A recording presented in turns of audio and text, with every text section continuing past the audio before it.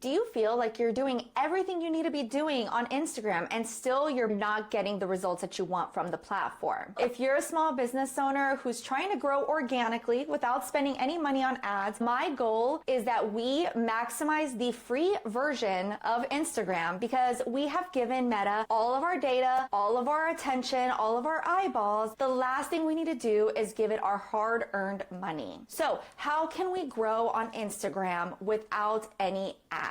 I'm going to be sharing specific strategies that are going to help you get more reach on the platform, and you can be applying these strategies across all of your content marketing efforts. I'm a marketing strategist and the founder of TREYA Digital. We are a boutique marketing agency helping small businesses, startups, and entrepreneurs stand out online. You may be wondering, what does Instagram actually care about and what type of content is going to work in your favor? Well, the number one most important type of content for us to be creating is shareable content. The head of Instagram, Adam Mosseri, has already come out and said that send rates per post are more important than watch time, likes, and comments. Instagram is basically telling us that they're going to be prioritizing shareable content in the future. So this should be your number one strategy in trying to get more eyeballs. And it makes sense, right? If you're posting content that makes other people want to share it with their friends, their family, their coworker, it works in their best interest because it gets people back onto the platform and staying as long as possible. That's what they care about at the end of the day, to steal eyeballs from different platforms and bring them onto Instagram and get them hooked to stay here for a long time so we can get ads delivered to us and they can make money. I went through the step-by-step process on how to create a content plan, and shareable content was in there for this exact reason. It's one of the 4 content types that I recommend you post every single week on your Instagram to see some growth. But today what I want to talk about is exactly how to create that shareable content. I think we all know what shareable content is, but sometimes it can be really hard to sit down and create this type of content. When was the last time that you shared something? You probably did it because of one of these 4 reasons. You either related to it or agreed with the message of the post and you felt like you had to share that along to someone else. You probably learned something really interesting or really cool and you thought that was unique, that was interesting, and that could help other people. Maybe it sparked some kind of emotion, either made you laugh or maybe it had some kind of nostalgia. And number 4, they may have really strongly believed in the message and they felt like they belonged to the identity of that post. Shop local, sustainable practices, women-owned, Black-owned, entrepreneurship, things like that make people feel like they belong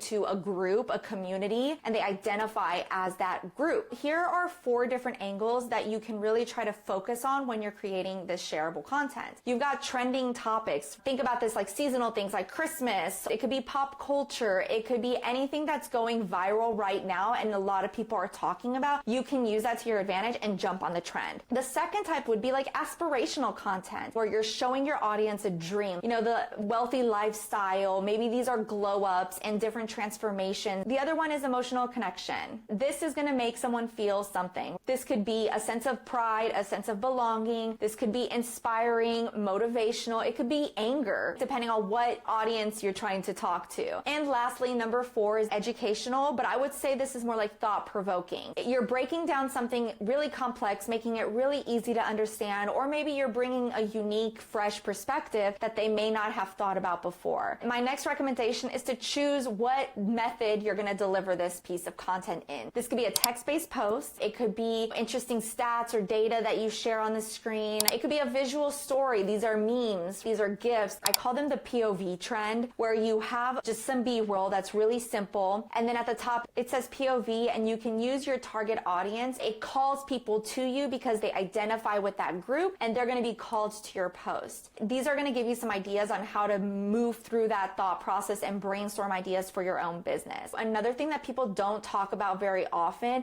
but in order for you to get reach on your post, we want to create bingeable content. Why this matters is because if someone is watching a post, they're more likely to watch the others. And the longer that people engage with your content, the more the algorithm is going to be signaled, so they're going to send your content out further. So instead of trying to focus on like trends and things like that, we want to be telling stories. We want to get them hooked into our content and create kind of like a Netflix series for them to be invited into the process of your business. And I call this a content ecosystem. Maybe they see your story and your story ties to a reel. They watch the reel, then they find a carousel that has the similar content, and it just continues your story from place to place so that people are more interested in staying because all of the content kind of ties together in some way. It also allows you to repurpose some of your long form content. So if you have any long blog posts or YouTube videos, you can create multiple posts on this, and this then becomes bingeable content for people. So here's how you create bingeable content and create this content ecosystem. One of them is creating a series, and the other one is content sequencing. Similar to what I'm doing right now, I'm creating a 4-part video series on how to grow on Instagram. Each one of these videos can act as a standalone topic, but I can also encourage you to watch the whole 4-part series, and you're gonna get like a full transformation from this entire series. You could do like 3 to 5 parts is usually a good sweet spot. The key here though is having consistency and familiarity. You want all of these videos that are part of this series to be easily recognizable at first glance. That means making the cover photos the same. That means having the same hooks. That means having the same intro to every single one of these posts or videos. That way it looks very familiar and people quickly know which ones are part of what, and it looks like it's all flowing together. One person that does this really well, and she just blew up to 250,000 followers. Her name is Reagan Lynch. I hope that you guys can try to apply somehow in your business. She starts every video the same. She is walking you through the process of her getting over her ex and starting to date again. It's very emotional. It resonates with a lot of people because it's real and authentic, and it tells a story. She blew up on Instagram so quickly that everyone is talking about her. Content sequencing is not a term that I've heard a whole lot of marketing creators talking about, but I think it's so helpful for bingeable content, and here's why. These are going to be videos that are broken up like part 1 of 3. So you do have to watch the first video in order to understand what's going on in the second video and in the third video. Each one of these builds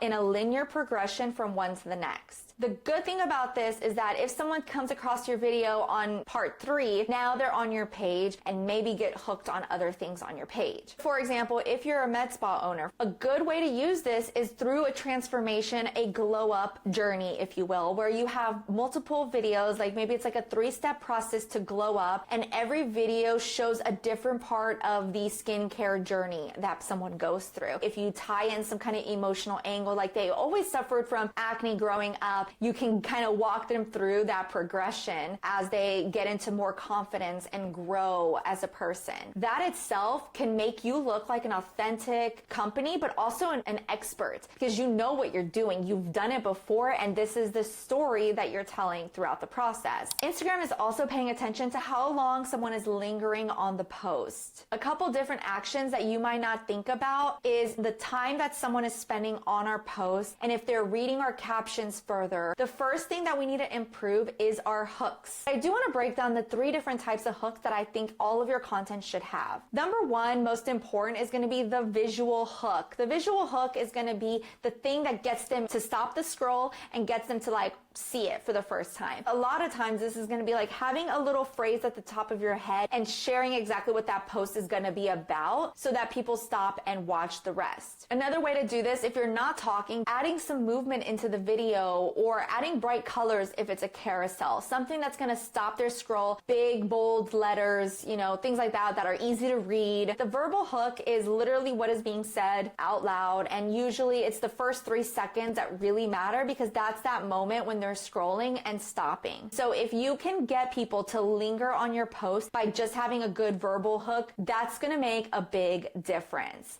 And the third type of hook that I want you guys to think about is the caption hook. If you want them to click see more, try to continue the sentence so that it cuts off and it makes them need to read the rest. Psychologically, we want to read what the end of the sentence is because it's still finishing a train of thought. Just the pure act of lingering on that post or clicking something on the post, pausing the video, stuff like that is going to make the algorithm more interested in you, and it's going to help you in the long run get more boosted posts. Another really good strategy here is the replay method. So if you've ever seen the replay method, this is basically where you have a really short B-roll and you have a lot of text on the screen, basically forcing the viewer to read a bunch of text, and there's no way that person's going to read all that text in 5 seconds, right? So what happens? The video keeps playing. The text is on screen, the video keeps playing, and Instagram does count multiple views. And people do this in a really sneaky way, and I highly don't recommend trying to play a trick on your audience because it's really annoying when people do it. So try not to do that. But if you can strategically add this replay method into your strategy, it's going to help increase the views on your page, which helps the algorithm at the end of the day. And finally, I have a couple different tips that I want to share with you. I'm just going to kind of go through them really quickly because you've probably heard them before, but I just want to give a little quick reminder on different things that we can be doing to boost the algorithm that we may not be thinking of doing on a regular basis. Number one is tracking your analytics.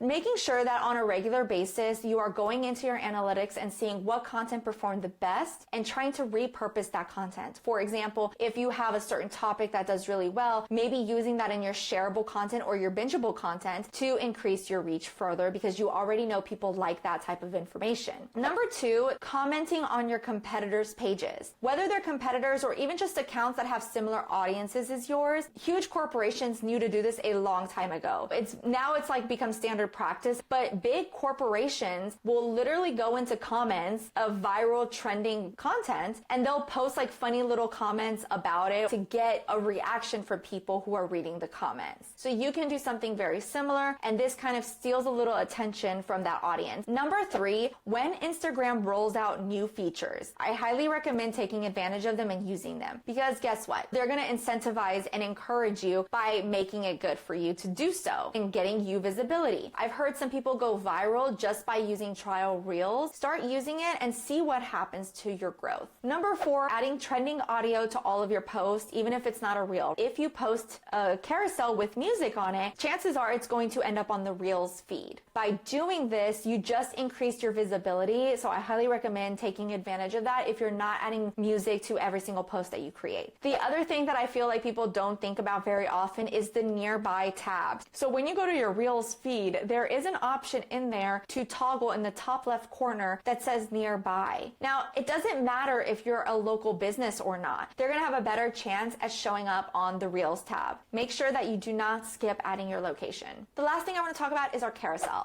People tend to forget about is the second page of the carousel. If someone comes across your carousel and they don't interact with it at all, they're going to be shown that carousel one more time. But that second swipe is what they're going to see the second time around. I've seen a lot of people where their first page is, a title page, and then their second part is heavy blocks of text. If they didn't stop the first time, they're not going to stop the second. So we need to make that second page just as enticing, maybe add some animation to our carousel to kind of bring it to life a little bit. So shareable content, bingeable content, and all of these little tips and tricks to keep engagement and interaction on your post are overall going to help you with your reach. I have another video in this 4-part series, and that one's going to be all around conversion rates. So if you're posting content, but you're not seeing clicks to your website, we're going to talk about what may be happening and how you can do that the right way without jumping to ads. Because I know a lot of people jump to doing ads when they feel like they're kind of stuck and they don't know what else to do on their page. Also, share with me your Instagram handle and let's follow each other and let's grow. I did launch that Instagram page